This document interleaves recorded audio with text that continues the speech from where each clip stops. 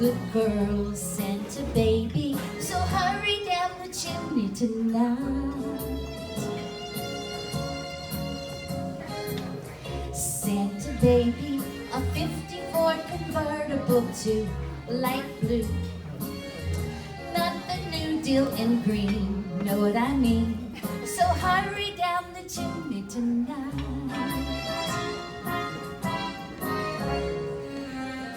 Think of all the fun I've missed. Or think of all the fellas that I haven't kissed. Next year I could be just as good if you'll check off my Christmas list.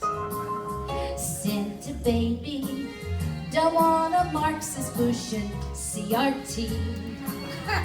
Nor a Santa baby, so hurry down the chimney tonight. I don't want a vaccine, no debate. Santa honey, just one little thing we all need, indeed.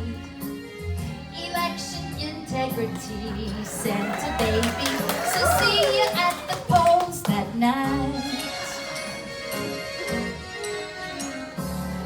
Santa cutie, and fill my stocking with USA mega hats. Enough with all the fake news and fake stats, so hurry down the chimney tonight. Come and trim my Christmas tree with some decorations that are not Chinese. I really do believe in you. Let's see if you believe in me. Santa baby, forgot to mention one little thing, a ring. And I don't mean on the phone, Santa baby, so hurry down the chimney tonight and make the change on election night. Hurry, hurry tonight.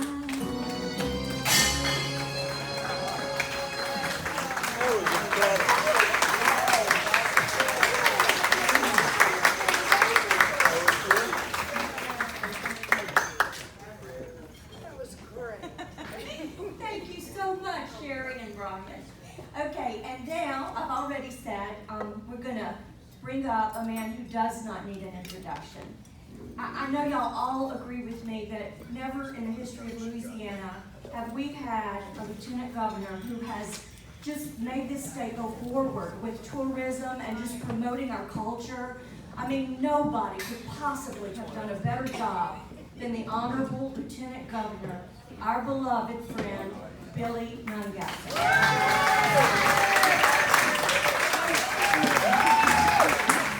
Hey, sit down, please. Thank you.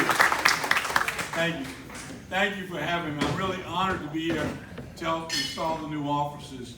And when you told me and I had to change my schedule, I told you, my mom made me promise to never tell the Republican women no. So I know she's up there watching, so thank you for what you do.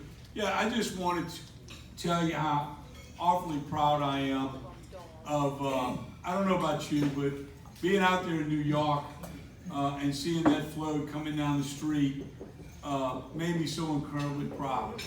And with all the problems we have around the state and the world, for just that day, New York was all about Louisiana.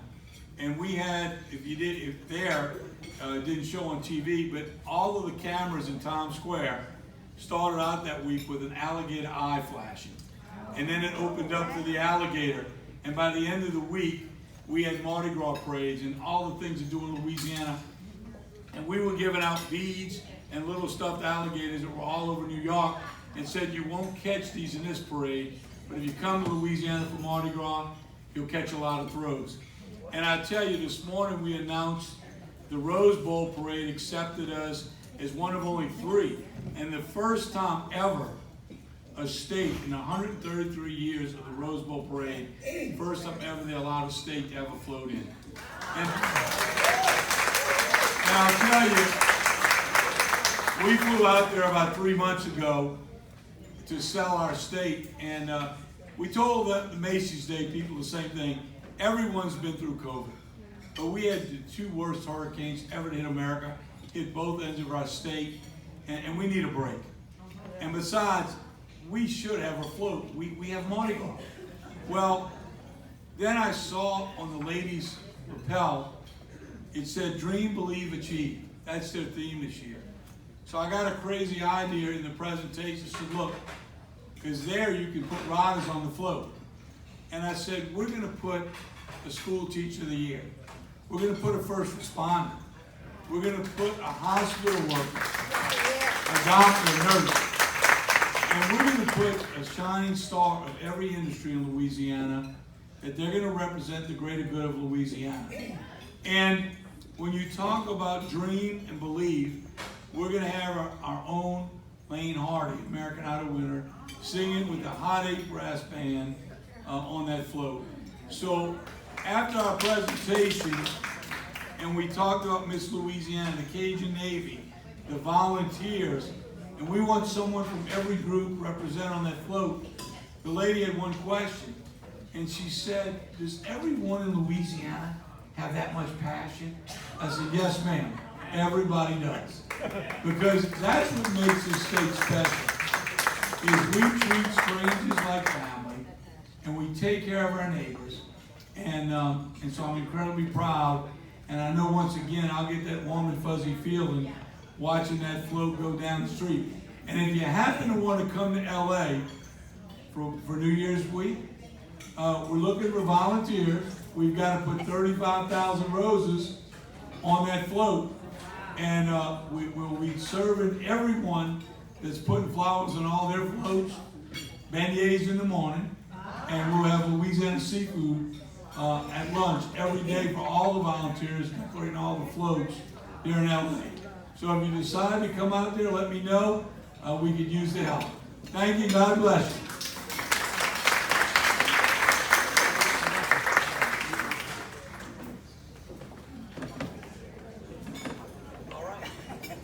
Okay, we're going to deviate just a little bit from the agenda you have in front of you. At this time, I'll go ahead and invite our third vice president, Lori White Adams, to introduce our first speaker.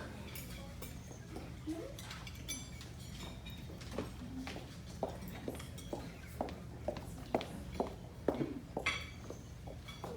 morning.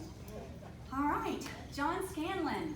John Scanlon, our speaker today, is a Louisiana native and graduate of East Ascension High School and Nicholls State University.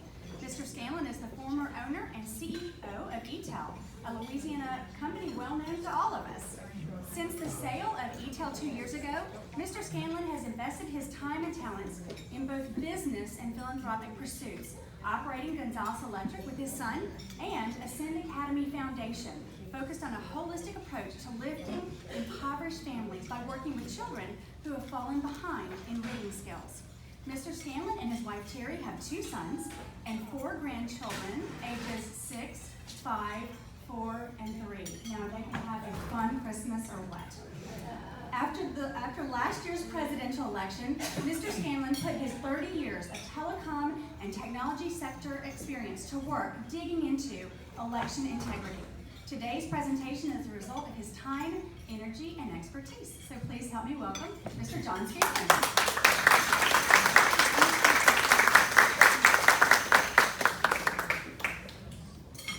Hello, good morning, good afternoon. I wrote some personal notes that I was going to talk about. I wasn't sure whether I was going to talk about it or not, but listening to Miss Cal talk about Jesus, I want to talk about Jesus a little bit. Is that okay? Hello, hello. There, that's better. We're going to talk about Jesus. The world we're living in is as upside down as I've ever seen it. How about y'all? Amen. Protests in every developed country in the world. Every developed country in the world. Jesus wants it just that way. It sounds crazy, doesn't it? Jesus wants it just that way. We've got to face where our society is, and all of us need to turn to Jesus. And I know all of you all are already turned to him, but we have to turn to Jesus, and that's what it's going to turn around. I didn't come here to talk about that, but after I heard your comments, I felt compelled to tell y'all what's in my heart. That's the reason. Obviously, Jesus could turn it around like that and make it easy for us, right? But that's not the society we allowed to happen. And it's us turning to him that'll turn it around. So, now we'll get started with our presentation. First thing I'd like to talk about is, why am I here? What's this guy going to tell us? And how did he come to this point? So I've been in telecom, I've been in technology my whole life, bringing products to market, understanding very complicated things and bringing them to the general marketplace. I spent my career doing that. In particular, a niche, so to speak, can't hear. This is kind of weird putting my mouth this close to the thing. So I represented E-Tel, and I represented them before the FCC, and I represented them on behalf of 1,200 other telephone companies. We were one of the larger of the independent telephone companies, and we had battles with the FCC, and the FCC would take the math of all these 1,200 telephone companies. You know, they tell us, go build fiber. We'd go build fiber, and then those years coming, you're supposed to get recoveries for what you spent. And so there was a regime change at the FCC, and the regime change comes in and says, you know, the formula we've had for these 1,200 companies, that's changing, and here's what you're going to get back. And as most of you all know, E-Tel they were the leader in the country on putting fiber into the ground. I was at the head of that. And so the FCC says, we're going to change the formula. You're not going to get the recoveries you want, and you don't get to look in the black box on how we're doing this formula. And you can imagine what my reaction and others' reaction was, like, the heck with that. And so we had to go hire people who were experts in math in this instance, and we had to break the code of the black box. And so I dealt with people that were dealing with very complicated math. But then I was the guy who had to go to Washington and talk to all senators, not just Louisiana, and all congressmen, and explain to them in common man's language what this complex stuff was. And so I thought it would be good as a preface, like maybe this guy understands something. I've got a little background in dealing with things like this. So November 4th comes, after, you know, the day after election, and like most of you all, you have this sinking feeling, not really because you got lost, but what was that weird thing that went on? What in the heck was that? You know, a lot of other people picked up the newspaper, or that was the last day I watched Fox News, November 4th. Haven't watched it again. That isn't what I did. Because of my background, I sought out people who were the analysts, for lack of better words. And I connected with those analysts, primarily the ones that were dealing with Georgia, Michigan, Pennsylvania, Arizona. I understood what they were doing. I'm not the mathematician, but I'm an interpreter, so to speak. I understand it to a depth that I can speak to it. So that's what this presentation is about. I've told people before, I'm kind of like John the Baptist. I'm just coming here bringing the news. I'm not the news. I'm not the word. I did not come up with the math for this presentation, although I can speak to it and I can talk to folks like you all, and we can have a good conversation and a good level of understanding. So that's where we are, and we'll get started with the presentation. Next. I'm supposed to do the clicking. There we go. So what we're going to be looking at for the majority of the slide presentations is from a database, you can think of it, called Edison. The Louisiana Secretary of State's office sends their information, as well as all other states, and think of it like a catcher's mitt. Okay, so Florida sending their data to this gigantic database, Louisiana sending its data, all the other states sending the data. when that data's in there, in that database, that's what we're gonna be talking about, okay? So the bottom is what that is. And if I say porpoise talk, that's just, it's like what all the propeller heads do, you know, that technical talk. That's kind of porpoise talk. All that means something to people technical, and I'm gonna point out one thing. Is that a whole number? No. Is that a whole number? No. It's a fraction. Did you know your votes were being calculated in fractions? Do you have any logic to why that would be? Neither. So let's go to the next. Oh, I'm the one doing it. Sorry. Okay, so let me make one point that I want to make right at the beginning. I've been working with the Secretary of State's office. Been working with Brad and John. If you think you're going to hear me talk or badmouth the Secretary of State's office as Secretary of State, you're not.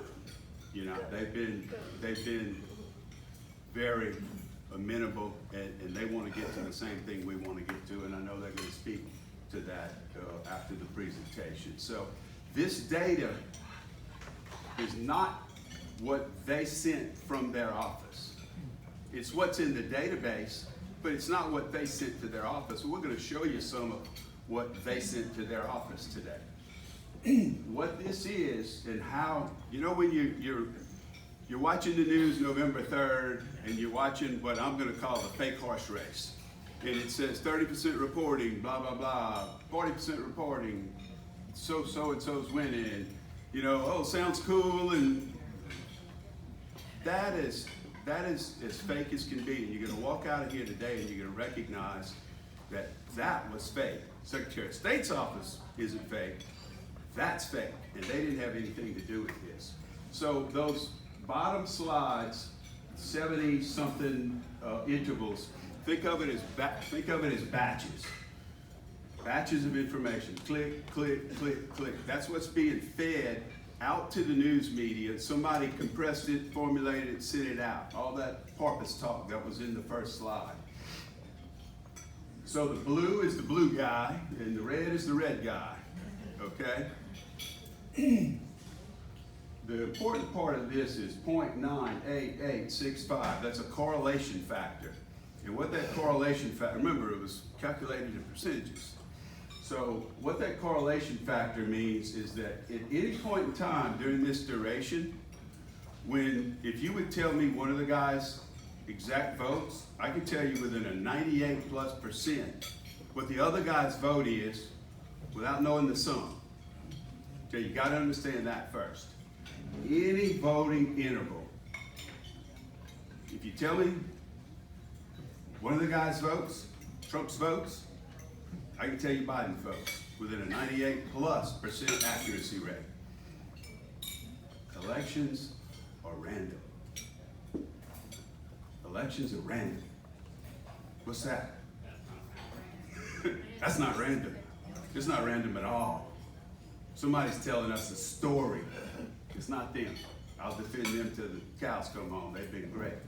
Somebody in that Edison to the media has decided to tell us a story. Okay?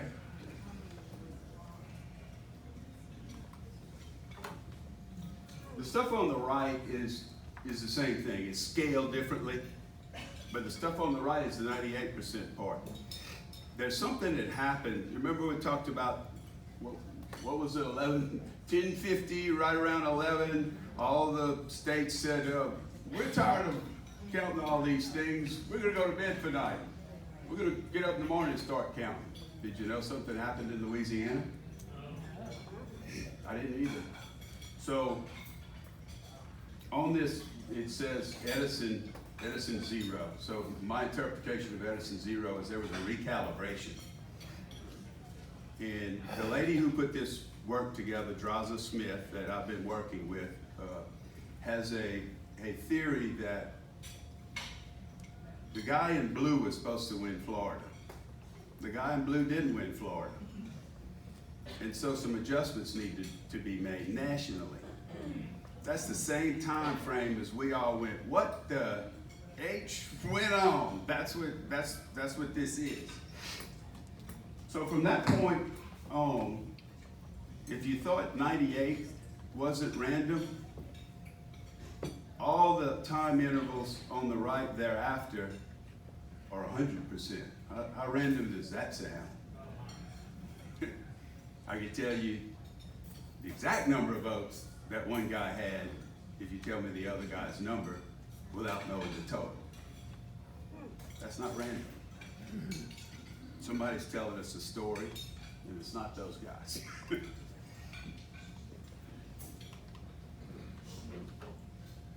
This is a compilation nationally.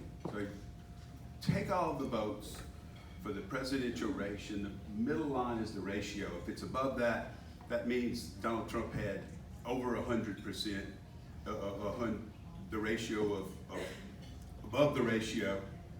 If it's in the middle, it's 100 the one guy and 100 the other guy. If it's above it, it means that guy's got over 100. If it goes below it, the guy below's the one that's winning the race, okay? The mere point that I'm gonna make is if you put all the votes in a bucket presidential, and look at that V. Same thing I showed you in Louisiana happened all over the place. That's another one of those WTH moments. What? And this is not my data. This math doesn't lie. What's going on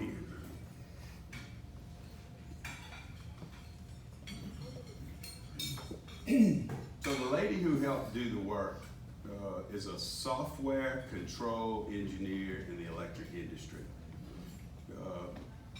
The way she best describes it, and I like to use her description, is when you're using the cruise control on your car, you hit a button, and let's say you put it on 55. You're going 55, right?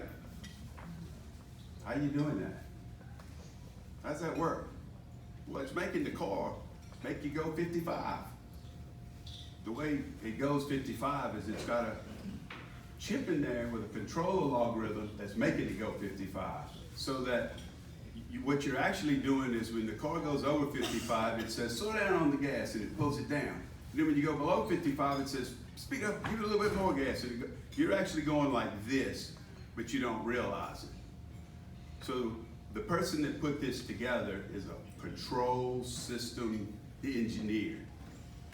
Somebody decided, it appears, someone decided that the election will be 146 to Donald Trump for every 100 votes for Joe Biden.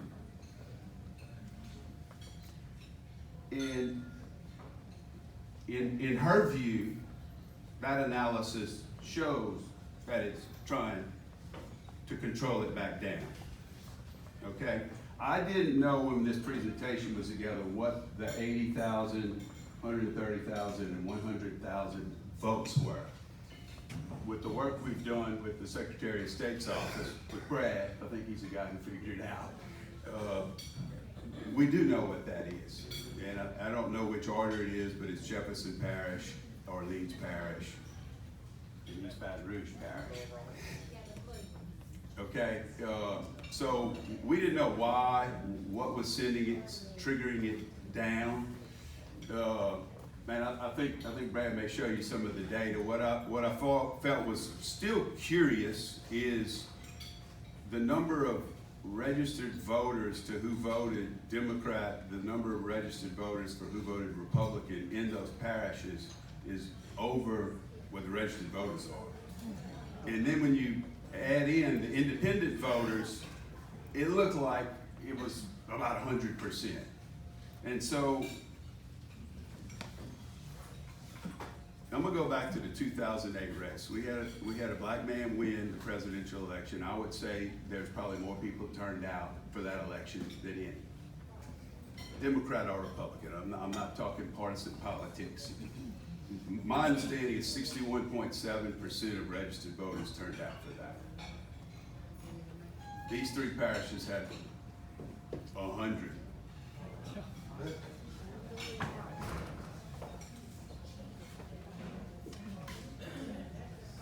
So why would Why would somebody want to look at Louisiana and Indiana?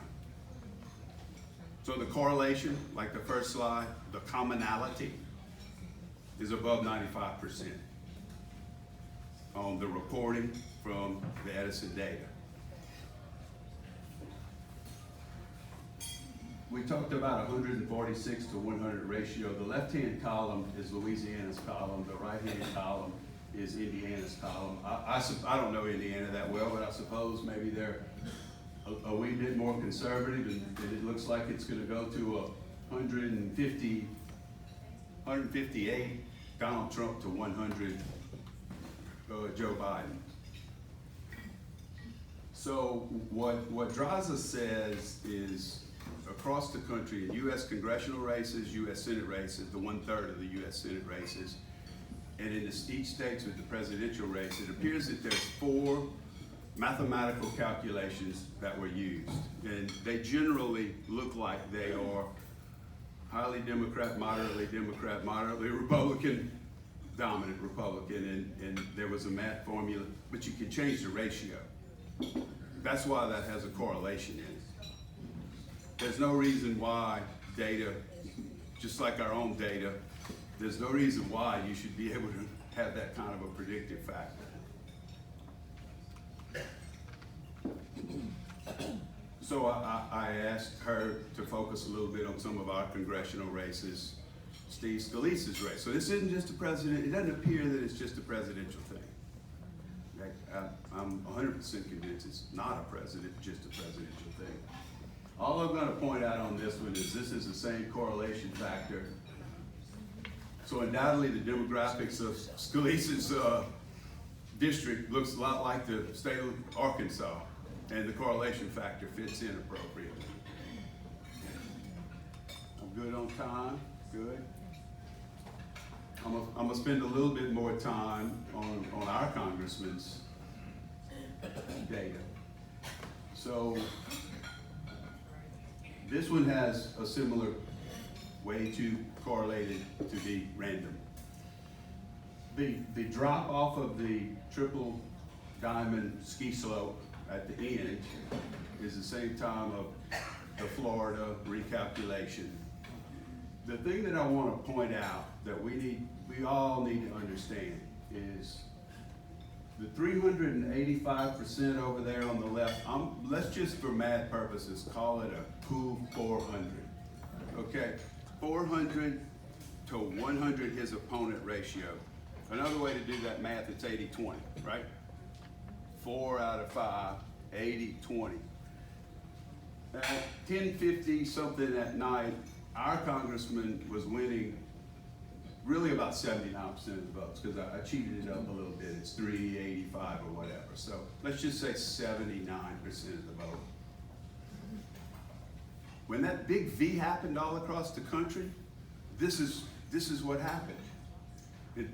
Somebody decided that 79 was not what was going to be allowed. It looks like, I forget what he won by, 71, I think it's 71% of the vote. So 30,000 votes, 10% of the entire vote dumped in that whole race got all dumped at one time, and it did this. That bothered me a lot. And so I was, the few times I do watch TV, I actually wasn't watching TV, I think I was watching some maybe Rumble video. And there are the state senators, not U.S. senators, but state senators from Washington, the state of Washington, state senators from Oregon, and they're in this round table kind of like you all are sitting, and there's some red state. It wasn't Louisiana people, but I think it was Alabama, Georgia, Florida. And I'll never forget, once I saw this, the people from Oregon and Washington point at the fellow Republicans, because they were one of the few fellow Republicans left in Washington and Oregon, and they said, watch out, because we were a red state too one day. And it was 2 points here, and it was 3 points here, and it was 2 points here. And then the narrative, whoever's creating the narrative said, oh, well, this place might turn blue. oh, shucks, maybe it didn't turn blue. And in the next election, oh, it looks like we're gonna turn blue, and it turned blue. And then I'm repeating exactly what these people said. And then you know what happened? It never turned red again. Never.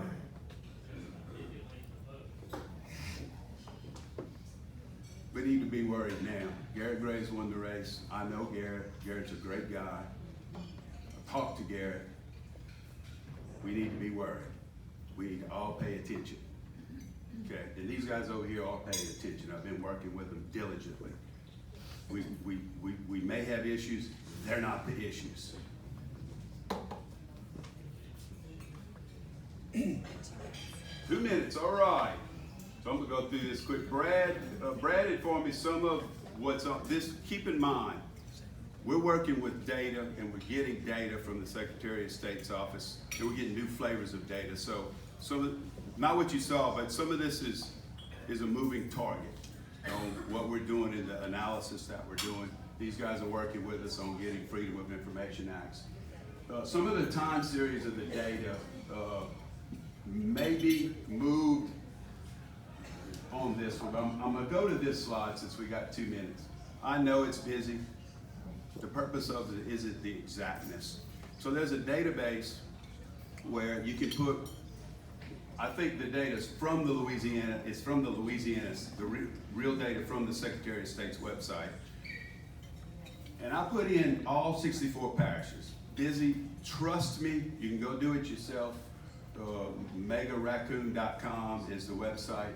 I went and put all 64 parishes because I wanted to know what would that look like. And the point is this, see the 4 lines of dots? That's when all 64 parishes reported. And I think Brad has already pointed out to me, there may be some error in whether it's this time of night or that time of night, but in fact, the 4 dots all line up with the states, with the parishes like they do. Here's the deal. How can you turn that into that? Think you can turn that into that? That's what the news media told us happened.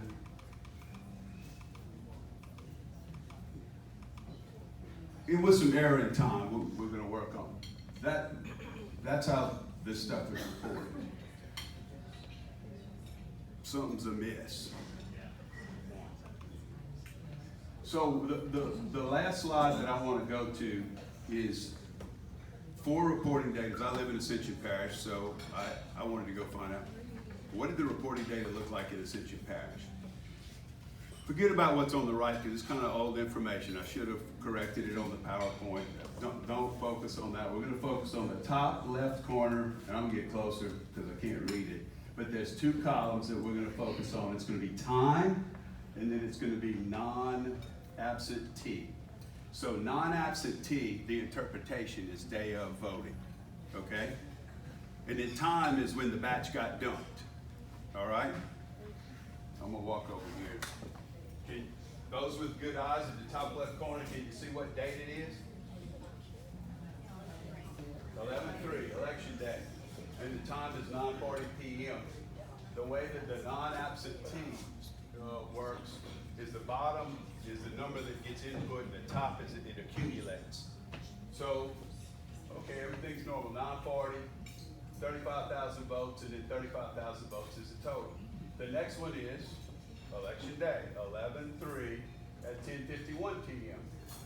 27,000 votes get added. Can y'all hear me? I'm trying to be loud. 27,000 votes get added. It calculates up to 62,317. 7 days later,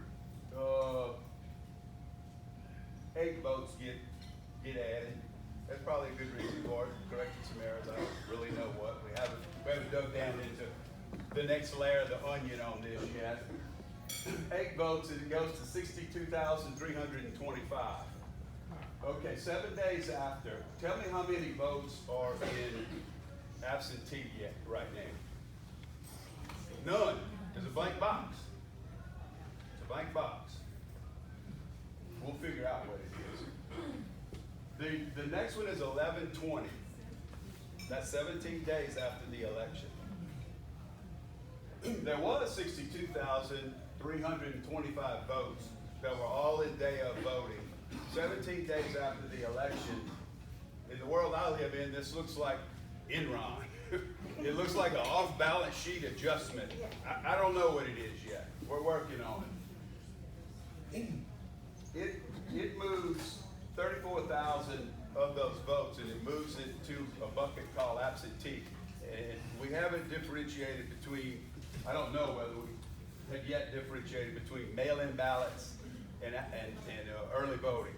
So in this summary, mail-in voting and early is all in one batch.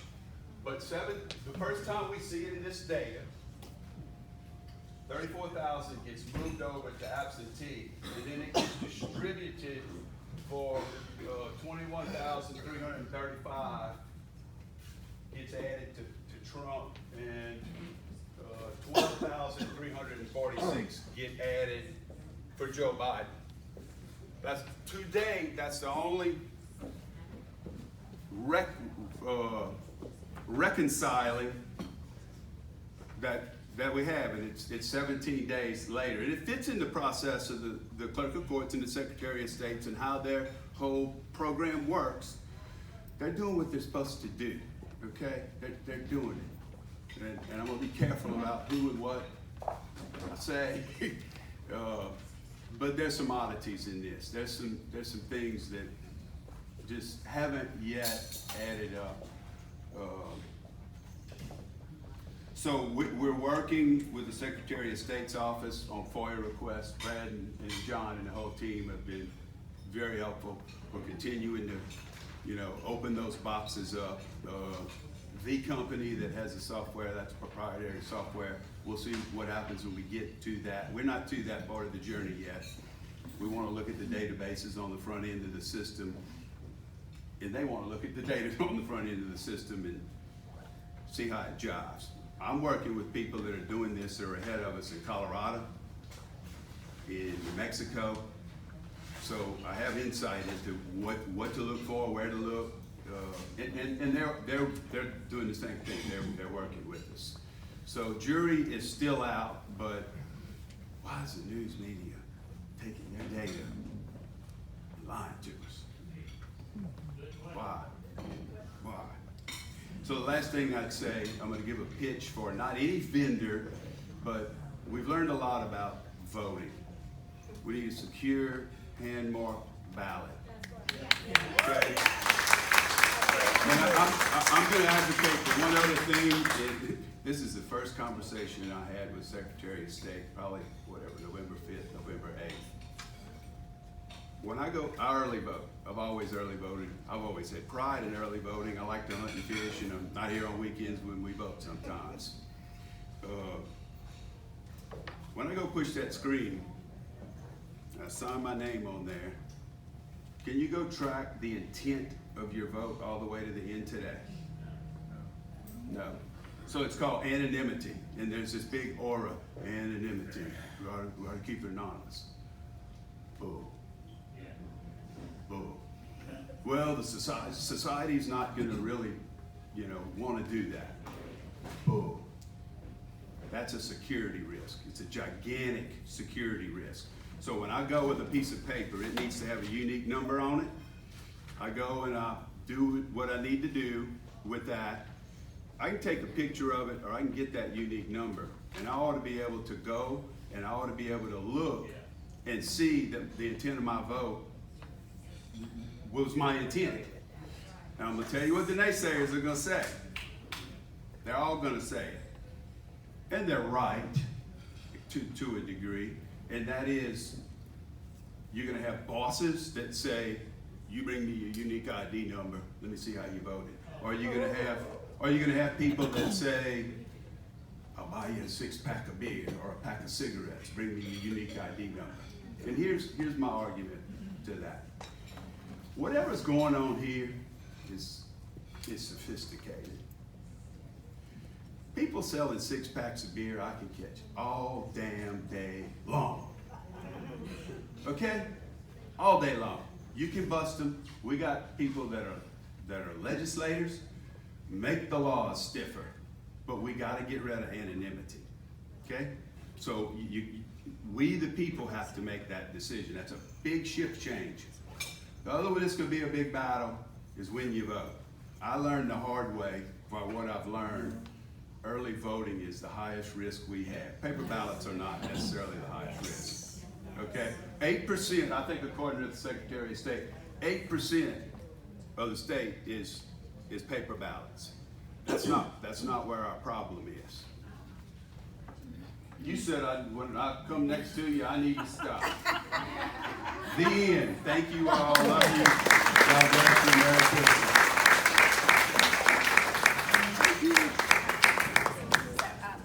Wow, I think we could probably listen to everything you have to say for another hour, hour and a half. Debbie, we have a musical presentation.